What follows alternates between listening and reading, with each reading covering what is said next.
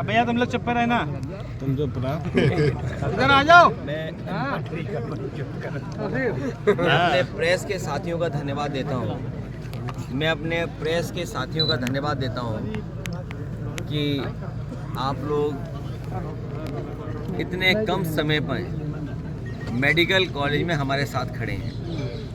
यहाँ पे कुछ साथी होंगे जो पिछले कई वर्ष पहले मैं आया था यहाँ पर, और यही कार्डियोलॉजी और इसी डिपार्टमेंट के आसपास मैंने खुद बिल्डिंगें देखी थी। आज जब मैं लखनऊ से चल रहा था तो माननीय मुख्यमंत्री जी का मैं भाषण सुन रहा था सदन का, और माननीय मुख्यमंत्री जी कह रहे थे कि उनकी सरकार में कोई भेदभाव नहीं होता है, किसी तरह के कोई भेदभाव उनकी सरकार नहीं करती है। और मुझे मुश्किल इस बात की आती है कि कभी कभी मैं सोचता हूँ कि जो व्यक्ति शपथ लेता हो, जो शपथ लेता हो, वो समाजवाद के बारे में ना समझता हो। उन्हें कम से कम बाबा साहब भीमराव अम्बेडकर जी का दिया हुआ संविधान, उसके प्रियम्बल को दोबारा पढ़ना चाहिए। और प्रियम्बल हमें बताता है कि ये देश कैसा होना चाहिए। बाबा साहब ने इतना सुंदर हमें संविधान दिया, और उस संविधान के अंदर सबसे सुंदर चीज अगर कोई है तो वो हमारी प्रियम्बल है। और प्रियम्बल में डेमोक्रेटिक, जहाँ लोकतंत्र, समाजवाद और सेकुलरिज्म की बात हुई है। हमारे मुख्यमंत्री ने शायद कभी संविधान के पन्ने भी नहीं पलटे होंगे। जो बात ये कहते थे कि कहीं भेदभाव नहीं होता है, उनका भेदभाव इस कार्डियोलॉजी डिपार्टमेंट के आसपास दिखाई दे रहा है। वर्षों पहले मैं आया था, ऐसा ही था, और आज भी ऐसा ही है। दोनों डिपार्टमेंट में ताले लगे हैं। एक जगह और ताला मैंने देखा, मॉड्यूलर ओटी में, जहाँ अन्य ओटी हैं, एक मॉड्यूलर ओटी भी है, उसमें भी ताला है। सोचिए, ताले इसलिए हैं क्योंकि भेदभाव की नज़र से वो देखते हैं।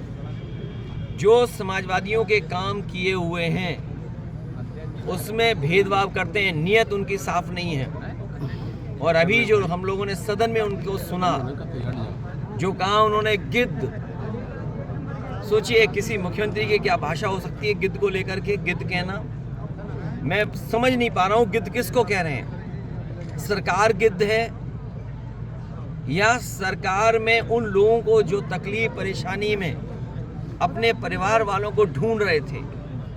हमने, आपने सोशल मीडिया में कई चैनलों में वो तस्वीरें देखी, वो वीडियो देखे कि एक बेटी अपने पिता को ढूंढ रही है, कोई अपनी माँ को ढूंढने आया, एक भाई अपने भाई को ढूंढ रहा था, कई अपने परिवार के सदस्य जो खो गए उनको ढूंढने आए। कई दिनों भटकते रहे, उन्हें अपने परिवारों को कोई सुध नहीं मिली। वो पाया खोया केंद्र में भी गए, वहाँ भी कोई सूचना नहीं मिली उन्हें। तो क्या सरकार उनको गिद्ध कह रही है जो अपने परिवार के सदस्यों को ढूंढने आए? और फिर दूसरी बात, सुअर, ये सुअर किसको कह रहे हैं? हमने, आपने, किसी ने नहीं कहा कि गंगा साफ नहीं है। समय समय पे सरकार को जगाते रहे कि सरकार जाने कि क्या कमियां हैं। अगर सबसे ज़्यादा गंदगी की बात किसी ने कही तो सेंट्रल पॉल्यूशन बोर्ड ने कहा कि गंगा माँ का जो पानी है उसमें जो पैरामीटर्स हैं वो नहाने तक के नहीं है, आप नहा नहीं सकते, स्नान नहीं कर सकते हैं। ये CPWD ने कहा है। ये आपके स्टेट पॉल्यूशन बोर्ड ने क्या कहा, सवाल वो नहीं है। तो क्या आप दिल्ली के सेंट्रल पॉल्यूशन बोर्ड के जो लोग, जो NGT से जुड़े लोग हैं, उनको आपने सुअर कहा? हो सकता है आपने सुअर इसलिए भी कहा हो कि मंत्री शायद पिछड़ी जात के हैं वहाँ पर। दिल्ली में जो पर्यावरण विभाग देखते हैं, वो सेंट्रल पॉल्यूशन बोर्ड देखते हैं, वो शायद मंत्री जी पिछड़ी जाति के हैं, इसलिए शायद सुअर कहा आपने उनको। और मुझे तो ये लगता है कि जो डबल इंजन की सरकार अपने आप को कहते थे, वो कहीं ऐसा तो नहीं लखनऊ वाले दिल्ली वाले को कह रहे हों, क्योंकि दिल्ली वाले सवाल उठा रहे हैं कि आपका पानी कैसा है, आपका इंतज़ाम कुछ नहीं था, और कह रहे थे 100 करोड़ लोग आएंगे, हम 100 करोड़ लोगों के इंतजाम करेंगे। और सोचिए कुछ करोड़ लोग आए और भगदड़ मच गई, और भगदड़ एक नहीं मची, भगदड़ 4 जगह 5 जगह, ये अभी क्लियर नहीं है। भगदड़ मची, लोगों की जान गई, सरकार छिपा रही है। इसके साथ साथ लोग खोए हैं जिनको कहीं FIR नहीं दर्ज करी जा रही है। जो गरीब दूसरे प्रदेशों से आए, थाने से भगा दिए गए, और इसलिए भगा दिया गया कि यहाँ FIR दर्ज नहीं हो सकती, जाइए अपने यहाँ FIR दर्ज होगी तुम्हारी। सोचो गरीब 4-5 दिन अगर प्रयागराज में भटकेगा और दोबारा अगर हरियाणा, बिहार, झारखंड, मध्य प्रदेश, छत्तीसगढ़ चला जाएगा तो लौट के कैसे आएगा वो? तो ये सरकार जो 100 करोड़ का इंतजाम कर रही थी, वो कुछ करोड़ों को बचा ही नहीं पाई, उनको देखभाल भी नहीं कर पाई। लोगों ने गाड़ियों में सोया है, गाड़ी में सोते रहे, ट्रैफिक जाम में रहे, डीजल पेट्रोल खत्म हो गया, खाने को नहीं मिला। ये अलग बात है, उनकी श्रद्धा से भी ये पॉलिटिसाइज करना चाहते हैं। जो श्रद्धालु हैं ये कह रहे हैं सब श्रद्धालु बीजेपी के हैं, ये कैसे हो सकता है? श्रद्धालु है, हमें भी हम भी श्रद्धा है, हम लोग भी स्नान करके गए, हम बीजेपी के हैं क्या? तो जो वहाँ पर स्नान करने आए बीजेपी कह रहे वो सब हमारे हैं। ये जो हर इवेंट को पॉलिटिसाइज करना, उससे पॉलिटिकल लाभ लेना, स्पोर्ट्स का कार्यक्रम होगा तो पॉलिटिकल लाभ लेना चाहेंगे, कोई कल्चरल प्रोग्राम होगा तो उसका पॉलिटिकल लाभ लेना चाहेंगे, कोई धार्मिक कार्यक्रम होगा उसको पॉलिटिकल लाभ लेना चाहेंगे। और ये अपने आप को चमकाना चाहते थे। अपने आप को चमकाते चमकाते उन्होंने व्यवस्था खराब कर दी। और जब जब मुख्यमंत्री गए होंगे प्रयागराज, तब तक वहाँ कुंभ में आग लगी है। अगर वो 10 बार गए तो 10 बार आग लगी, 12 बार गए तो 12 बार आग लगी। और एक बार तो सुनने में आया कि कुछ लोग गुब्बारे से उड़े थे, गुब्बारे में आग लग गई। इतनी आग कभी कुंभ में नहीं लगी होगी जितनी इनकी सरकार में आग लगी है। लगता है ये कुंभ में ही आग लगा दी। अब कह रहे हैं कि 64 करोड़ लोगों ने स्नान कर लिया है। अब सरकार को ऐसे आंकड़े नहीं छिपाने चाहिए।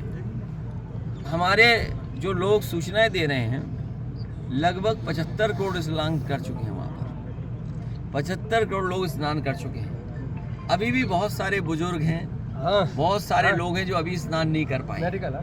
हमारे ये पत्रकार साथी भी स्नान नहीं कर पाए हैं। तो मैं सरकार से कहूँगा कम से कम टाइम बढ़ाओ और 1 महीना कुंभ चलना चाहिए, क्योंकि इससे सनातन धर्म, हिंदू धर्म के लोग सब लोग स्नान कर पाएंगे। भैया क्या सरकार को कुंभ में इतना हस्तक्षेप करना चाहिए? धार्मिक आयोजन है, इतना ज़्यादा हस्तक्षेप सरकार? हम लोगों को गर्व है इस बात का, कन्नौज के लोगों को, सभी को, हम सबको गर्व होना चाहिए इस बात का कि सम्राट हर्षवर्धन ने कभी कुंभ शुरू किया था।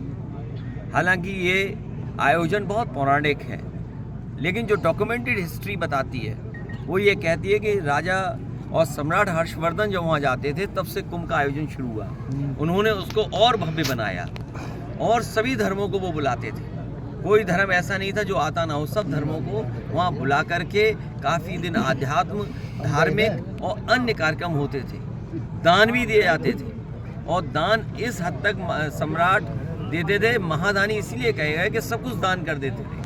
अपने हीरे जवाहरात जो कुछ होते सब दे आते थे और साधारण कपड़े पहन करके वहाँ से लौट करके आते थे। तो ये इतिहास भी कन्नौज से जुड़ा हुआ है। और आप लोग जानते होंगे मेला परिसर में और जहाँ पर ये कुंभ का आयोजन होता वहीं पर सम्राट हर्षवर्धन की भी प्रतिमा लगी थी, लेकिन इस सरकार ने उनकी प्रतिमा वहाँ से हटा दी।